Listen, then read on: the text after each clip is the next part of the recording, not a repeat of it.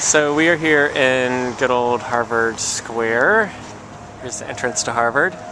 And we're heading over to Formaggio Cheese Kitchen, which is quite a ways away. Here's Bob. Hey Bob. Hi Bob. So we're going to go hiking to get to cheese.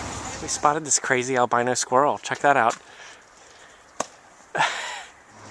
Alright, we are finally here after a hell of a schlep from the train station. There's a fishmonger, something else, and then Formaggio Kitchen's down on the end here. This is the most famous cheese shop in all of Massachusetts. Probably New England. It was one of the first. We'll see what it's like. Ta-da! Cheese. Okay, so it's a damn good thing we don't live near here because the food is absolutely beautiful. Look at the meat there. Meat. Beautiful cheeses. There's a whole other cheese counter around the corner. And this place is huge. It goes way back and has all kinds of crazy, tasty stuff. And there's lots of people here, including Bob. So we are here in Formaggio, and it is off the charts cheese land. It's a whole huge, beautiful shop. It goes more to the left there too. All kinds of foods. Hi. Welcome to an episode of the Cheesefreak. We're going to try something a little different today. We're starting a new little series with an amazing person, Robert Aguilera. Here, he was the former manager of Formaggio, which is a world-famous cheese store in New England.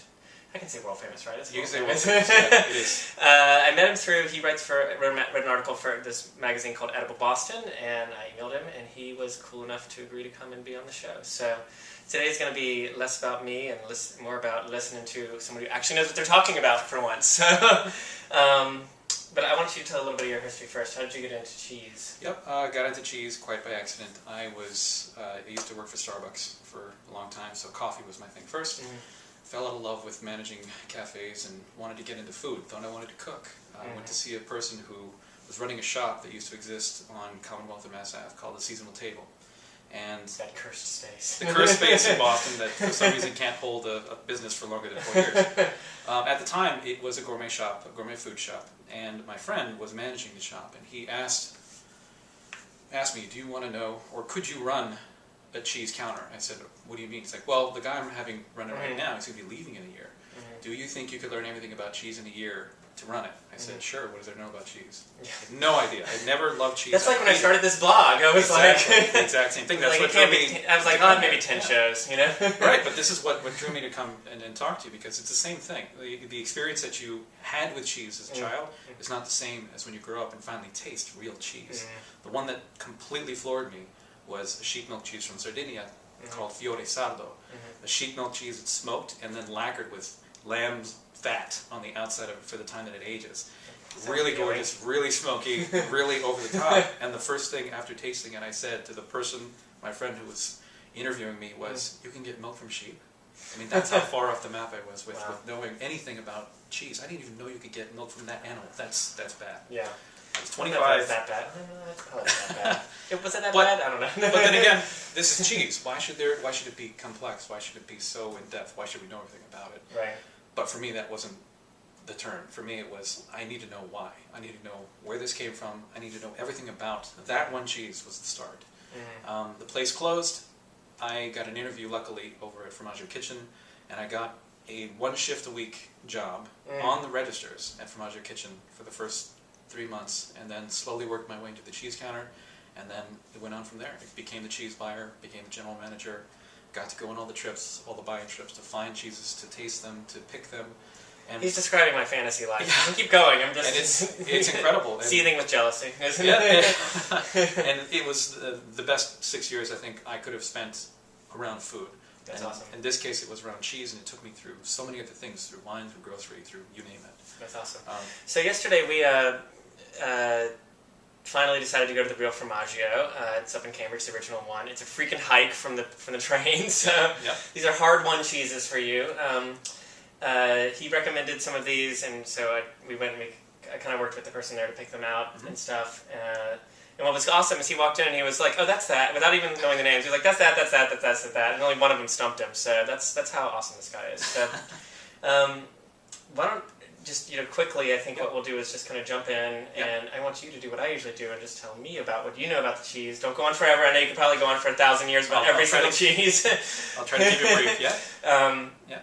And we'll eat some cheese. Yeah, definitely. Are you ready to eat some freaking cheese? Ready to eat some freaking cheese. Yeah, I mean, what this is about, and what I asked you to do when you went out and buy these cheeses was we're going to focus on the seasons. Oh, right, and that's the best way to experience cheese.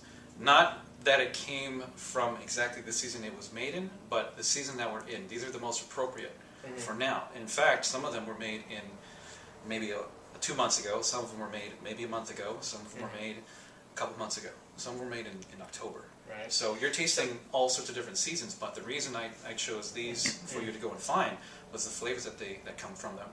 Just tying with a lot of other flavors you want in the winter, especially in New England. In any place that's cold, you're going to want something to be very comforting and to really fill you up. That's the whole point about cheese. Cheese was originally made for milk in the summer and spring to last you through the cold winter months, especially in the Alpine areas in Switzerland and in France, to keep you nourished. Yeah. So that's good. I'm hungry. Exactly. So what we've done today is this is out on plate, and what we're going to do is go through them in the process of the best to taste them in. Okay.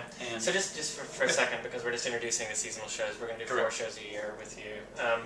Why is season important? Is it about what the cows eat during that time? Is it about kind of how the temperature affects the curing of the cheese? What's important about the season? The season really speaks to exactly all the things you said, actually. Yeah. So yes, it's important what the animals are eating.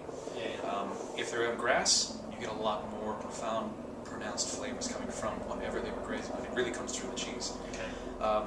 Also, though, temperature is really important for the season that we are eating in.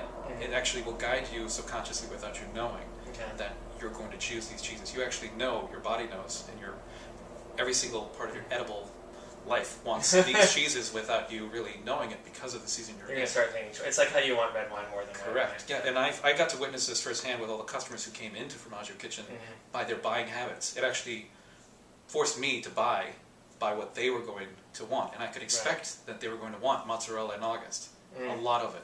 Because that's when tomatoes are ready. Yeah. So there's something to just understanding both when and how the animals produce the milk that then got produced into the cheese that's part of a tradition, and how we eat. You crave what you want. And it all kind of comes together without us really planning it. Yeah, but I sort of always crave Cheetos, so I don't know how that fits into this picture. Yeah, well, the plant knew that you're going to want them all the time. So. Yeah, I'm just anyway.